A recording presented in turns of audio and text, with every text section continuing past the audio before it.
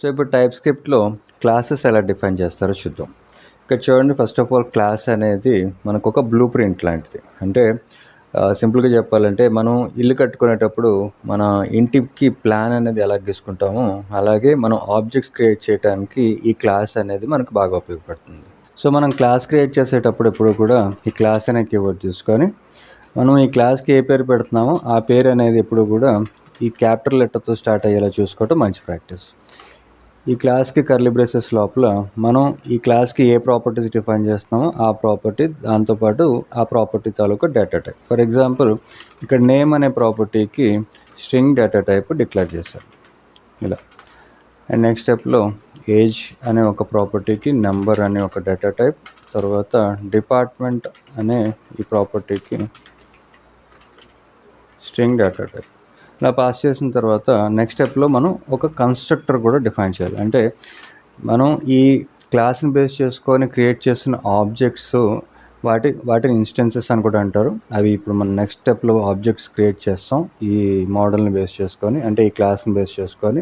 అయితే మనం objects create చేయడానికి ఈ క్లాస్ ఎంత ఉపయోగపడుతుందో, ఈ క్లాస్ ద్వారా మనం ఆబ్జెక్ట్స్ని ఇనీషియలైజ్ చేయడానికి ఈ కన్స్ట్రక్టర్ అంత ఉపయోగపడుతుంది. అండ్ ఈ కన్స్ట్రక్టర్ అనేది ఒక ఫంక్షన్. ఈ కన్స్ట్రక్టర్ ద్వారా మన క్లాస్లో మనం డిక్లేర్ చేసిన ఈ ప్రాపర్టీస్ని ఇనీషియలైజ్ చేయడానికి ఈ కన్స్ట్రక్టర్కి పారామీటర్స్ కింద పాస్ చేస్తూ ఇక్కడ నేమ్ స్ట్రింగ్ డేటా టైప్, అలాగే age number data type and department అనేది స్ట్రింగ్ డేటా టైప్. సో ఇది ఒక ఫంక్షన్ కాబట్టి బాడీ తీసుకొని ఈ బాడీ లోపల this dot name is equal to name, అలాగే this dot age is equal to age and this dot department is equal to department. ఇక్కడ ఈ దిస్ అనేది మన క్లాస్ని రిప్రజెంట్ చేస్తుంది. అంటే ఇక్కడ మన క్లాస్ ఏంటి, ఎంప్లాయీ. ఈ దిస్ అనేది మన ఎంప్లాయీ క్లాస్ అవుతుంది.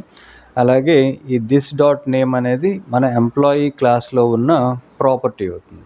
ఈజ్ ఈక్వల్ టు నేమ్ ఉంది కదా, ఇదేంటంటే మనం క్రియేట్ చేసిన ఆబ్జెక్ట్ నుంచి వస్తున్న ఆర్గ్యుమెంట్ తాలూకు వాల్యూ అవుతుంది. సో ఇలా మనం ప్రాపర్టీస్ ఇనిషియలైజ్ చేసిన తర్వాత ఈ ప్రాపర్టీస్ని బేస్ చేసుకొని ఒక మెథడ్ క్రియేట్ చేసి ఆ మెథడ్ ద్వారా మనం ఒక స్టేట్మెంట్ కూడా చూపించవచ్చు. ఫర్ ఎగ్జాంపుల్ ఇక్కడ ఎంప్లాయీ డీటెయిల్స్ పేరుతో ఒక మెథడ్ డిఫైన్ చేసి, ఈ మెథడ్ అనేది కూడా ఒక ఫంక్షనే.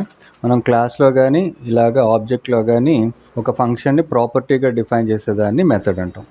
ఈ క్లాస్ నుంచి ఈ మెథడ్ కాల్ అయినప్పుడు మనకు ఒక స్టేట్మెంట్ ప్రింట్ చేయడానికి కన్సోల్ లాగ్ ఇక్కడ డైనమిక్గా బ్యాక్టిక్స్ తీసుకొని మనకున్న properties name, age, department.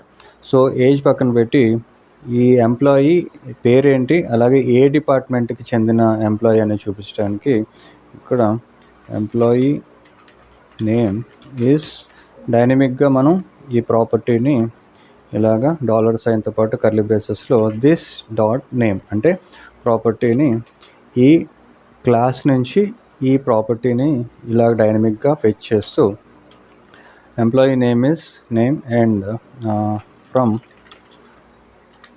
$Curly braces this dot department. So ఇలా మనం సక్సెస్ఫుల్గా క్లాస్ అనేది క్రియేట్ చేసాం. ఇప్పుడు ఈ క్లాస్ని బేస్ చేసుకొని ఎన్నైనా సరే ఆబ్జెక్ట్స్ అనేవి క్రియేట్ చేయొచ్చు. అలా క్రియేట్ చేసే ఆబ్జెక్ట్స్ని ఈ క్లాస్కి సంబంధించి ఇన్స్టెన్సెస్ అంటారు. సో ఇప్పుడు ఇన్స్టెన్స్ క్రియేట్ చేయాలంటే ఫస్ట్ ఆఫ్ ఆల్ ఒక వేరియబుల్ తీసుకొని ఈ వేరియబుల్కి ఎంప్లాయీ పేరుతో ఒక వేరియబుల్ తీసుకున్నాను.